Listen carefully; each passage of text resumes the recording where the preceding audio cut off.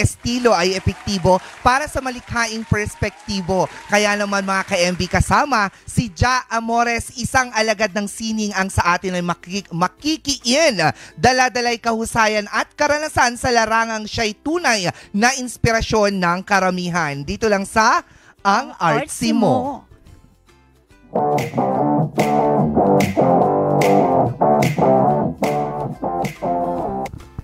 At kasama na nga natin, Miss Vanessa, mga ka-MBC, Miss Ja Amores, isang visual artist. Hello, how are you? Good morning. Okay naman po. We can see that visually you are an artist. Thank Diba? you. You are the art yourself. Gusto ko. Totoo nga, di ba? Alam mo, madalas kasi pag yung mga visual artist, Miss Vanessa, tsaka mga ka-MB, yung mga ganitong hat, Oo. di ba makikita mo yun? Tapos meron silang hawak-hawak na plate nung paint. Oo, tapos Ano yung kasi iba tawag mo sa Yung Ang paint plate. palette. Oo, paint palette. Oo, Oo, paint palette. paint plate. Hindi, shortened yon na term. Paint diba? plate. Mas maganda. Kamusta ka naman? Ano naman ang ganap natin ngayon? Madami po. Pwedeng isa-isahin yung madami. Okay po. This Saturday po, meron po tayong film photography exhibit ng mga Baguio local photographers. This Saturday po. Ang tawag niya B-Show. Ay, gusto diba? ko yun. B-Show. Hello, ka Yes B-Show. Tapos, meron pong current na exhibit sa Pugad ni Art, yung Bloom po. Tapos, meron rin po tayong Manila Illustration Fair. Mag-i-exhibit po ako sa September. Tapos, sa Saturday naman po ay Bencab Review. Wow, napakadami Thank you. mo naman palang ginagawa. Oo, kailan ka ba nag-umpisa dito sa pagiging visual artist more sa pagpipaint? When, what was your age? Wow! Siguro po nagsimula po ako nung bata pa po ako. Ako po yung tambay sa office ni mama. Charot.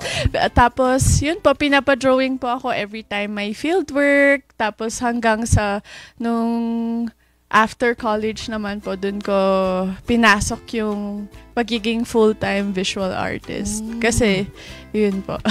Ay, talaga? Yes. So, bata-bata pa lang talaga. Ano yung medium mo when you were younger?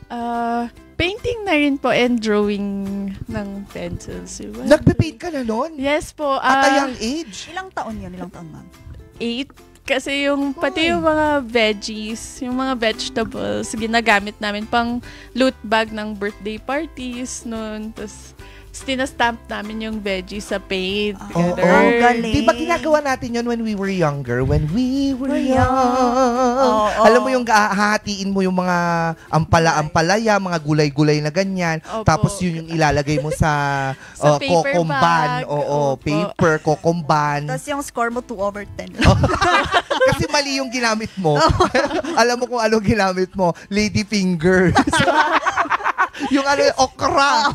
Nako, mawasama-sama yung papel mo. Diyos ko, nung pinasa mo, wala na. Napunta na sa likod, nasa likod na nung painting nung ka-classmates mo. Butas-butas na. Yan yung art talaga. Oo. Ikaw ba ay nag-aral talaga nito or self-taught lang talaga? Nung dati-dati po may mga workshops, pero hindi po ako nag-aral ng fine arts. Isa po akong history pol sci graduate. Yes. Oh, pero ang kagandahan, ano ba yan? Ang dila ko umuurong. Ang kagandahan nito, no, kasi yung history, parang nakakatulong ito sa mga ideas of what you will paint. Yes po. Oo, Tama kasi po yun. pansin ko dito sa mga artworks mo, puro mga tao. Tapos mukhang malalim pa, ang mga ibig sabihin nito. Usually, ano ba yung tema ng mga paintings natin dyan? Mga tema ko po from Filipiniana themes, mga indigenous culture, minsan Queen Puki energy rin kasi syempre women health and mga kung ano-anong pinag-a-advocate ko. Saka mostly, mga for fun rin pong themes. Mga pangmasaya lang, ganun. Oo. Kitang-kita, Miss Vanessa, tsaka mga ka-MB, yung impluensya ng kursong kinuha mo. Yes. Oo, po. kitang-kita talaga siya with all the Filipinianas, the traditions, the cultures. Kitang-kita talaga. Napopromote. Oo, yun nga yung katulad ng sinabi mo about your advocacy. Ano ba, bigyan mo nga kami ng idea of your advocacy. Madami. Madami po. Pero mostly Philippine indigenous culture. Tapos yun rin po, more on sa women's health. Yun Women's health talaga. So, itinatatag natin ang mga kababaihang katulad nating tatlo ngayon dito sa Morning Balitaktakan. Tamang-tama. See? Sabi ko na nga ba eh. Naku, Miss Vanessa, ha? Oo. At ikaw ba ay gumagawa na rin ng mga commissioned works mo? Yes po. So, nakarami ka na rin? Yes po. Mostly mga family portraits. Tapos yung mga paintings ng dogs nila and cats. Magkano naman? Yung parang pinaka-minimum pagka or... Depende po kung ano po yung gagamitin. Oo, nasa kwan talaga siya, nasa material. Yes Kasi, po. nag-oil pastel ka din?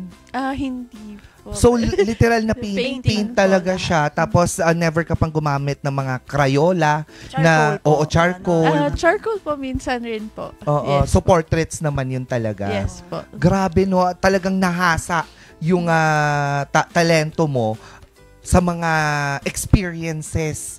Oo. So, etong mga artworks ba natin, nalabas na rin ba siya ng Baguio City? Napunta na rin ba siya sa national stage? At naka-international na rin ba? Yes po. May isa po tayong artwork. Nasa US po siya. Sa University of Michigan. Yun po. Nandun po yung isang artwork natin. Oo, yun ay nabili. Hindi po. Isa po siyang For display. artist residency project po siya. Oh. Yes po. So, yung pangalan mo nandun? Yes po. Ay, nakakaingit naman. Naman. Parang gusto ko sana sa susunod, hindi lang yung pangalan ko, yung mukha ko i-paint mo para mapunta naman siya sa kwan. Ibang Pwede naman Greenland. po. Yung wala pumunta sa Alaska. Diba? Kung sakali po, pwede naman po. Oo. Diba? Paint me. Paint mo po lahat Wearing ng nandito only sa this. Ganun. Ano doon Titanic? Oo. Oo, paint me. Wearing only this. Oo. Sabi niya, kaya?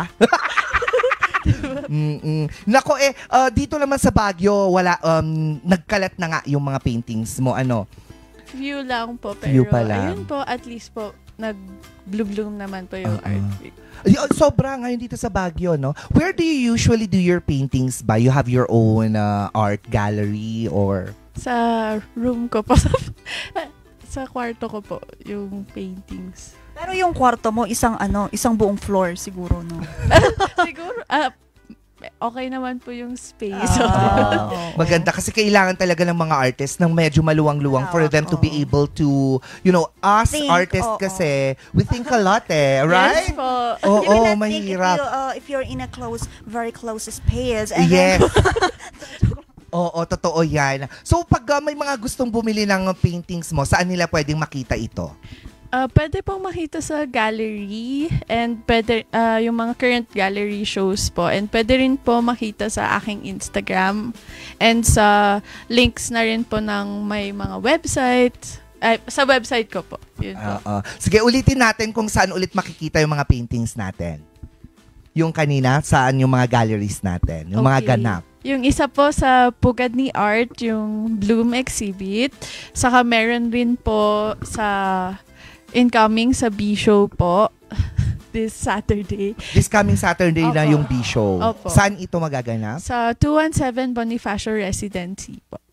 Tapos meron rin po sa September, Manila Illustration Fair. Saka sa December po, BenCab Review. Ayun. At ano naman ang mensahe mo sa mga katulad mo na nag-uumpisa pa lang nag-uumpisa pa lang sila ngayon, like they're still kids, they're still young. Ano ang mensahe natin? Just have fun, saka never leave a day without a doodle or a line. Ganun. Oh, Diba? Ganun never pala live yun. a day without a doodle or a line. Oo, So, oo. kung ikaw nag-uumpisa ka pa lang, kahit isang linya lang sa notebook mo everyday, mapupuno mo yan ng marami. Yes Tapos po. may pa-X siyang Oo, ganyan. ganun. Oh, 5, 10. 10. Pwede naman na yun, Pwede di na ba? po, art yun. Oo, art diba? yun. Lalo na kapag meron namang mga styles ang gagawin mong sa line. Tapos yung iba may Yes. pangalan, eto, si Miss Bea 1. Noisy. Ikaw na lista ka bang noisy nun? Parang hindi, Madami pong beses. Oh. Seryoso, parang hindi halata. Kasi Siyempre, para kang yung na mga po, reserve. nailabas na po ng elementary sa college. Ngayon, mahidhin na. Medyo. Antara. Oo, tapos yung ingay na natin napupunta na sa ating canvas. Yes. Oo, ay, nako, maraming salamat sa pag-share ng iyong kwento. Alam kong kulang, alam kong bitin, pero sana sa mga susunod na araw mas makapagkwentuhan pa tayo at makapunta naman kami sa iyong Studio. medyo okay naman na space na gallery. No, at mapanood ka naman namin na gumagawa ng painting mo. Sure. I hope that Magpapapaint you're na din gonna... po kami. Yes. Oo. I hope that you're gonna open your doors for us for Morning Balitaktakan, and we're really looking forward. Po. Oo, sa panahon na yun. Thank you so much. Thank you so much, Lynn. Oo, kasi iba yung tangkilik natin sa mga visual artists dito sa Baguio City. Lalo na nga't ang Baguio ay tinaguri ang Creative City of Baguio. Thank you very much. Nako, mga ka-MV, sa pagmamahal nga ni Ja Amores sa sining, kwento niya ay tunay na nagniningning